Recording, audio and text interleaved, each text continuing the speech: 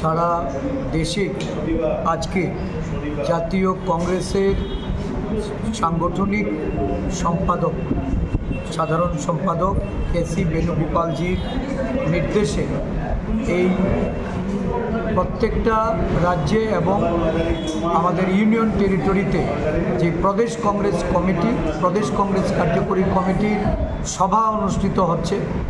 এই সভাতে সিদ্ধান্ত হবে আগামী 25 তারিখ থেকে 25শে এপ্রিল থেকে 30শে মে অবধি আমাদের প্রদেশ লেভেল, জেলা এবং ব্লক লেভেলে সংবিধান বাঁচাও অভিযান এই কর্মসূচি সংগঠিত করা হবে।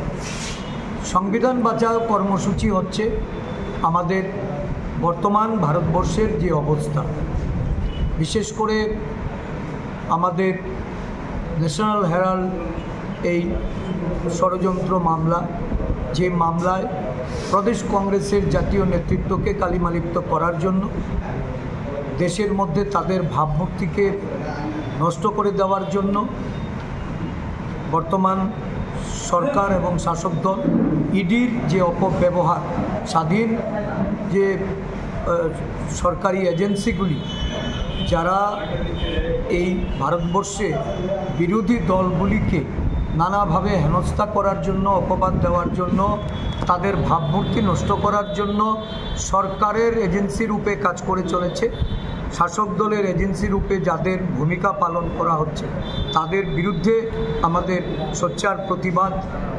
বর্তমানে সারা দেশেই কর্মসংস্থান, বেকারত্ব, দ্রব্যমূল্য বৃদ্ধি, দেশের সংবিধানের উপর যে আঁচড় আনার চেষ্টা, এই প্রয়াসকে রুখার জন্য যখন জাতীয় কংগ্রেস দল মাঠে নেমে তার প্রতিবাদ করছে, জনগণকে জাগরুক করছে, সারা দেশব্যাপী যখন আন্দোলন সংগঠিত হচ্ছে, এই আন্দোলনের দৃষ্টি জনগণের ঘুরিয়ে দেওয়ার জন্য, এই আন্দোলনকে আটকানোর জন্য সরকারি ক্ষমতার অপব্যবহারের মাধ্যমে যখন বিজেপি দল আমাদের সোনিয়া গান্ধীজি, রাহুল গান্ধীজি, আমাদের জাতীয় কংগ্রেস নেতৃত্বদের তাদেরকে ষড়যন্ত্রমূলক, তাদের বিরুদ্ধে চার্জশিট প্রদান করে তাদেরকে হেনস্থা করার যে অভিপ্রায় নিয়ে তারা চেষ্টা চালিয়ে যাচ্ছে, তার বিরুদ্ধে একটা গণপ্রতিবাদের প্রেক্ষাপট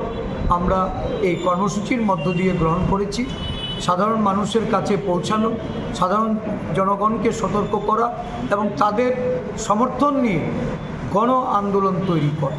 ওয়াকফ আইন নিয়ে সারা দেশ জুড়ে যে আন্দোলন সংগঠিত হচ্ছে, এই আন্দোলনে আজকে শাসক দল বিজেপি সরকার তারা রীতিমতো কম্পিত।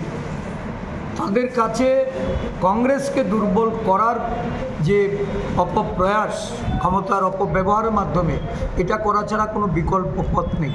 তাই কংগ্রেস দল সারা দেশব্যাপী আন্দোলনে সেখানে নামছে। আমরা আন্দোলন করেই তার প্রতিবাদ।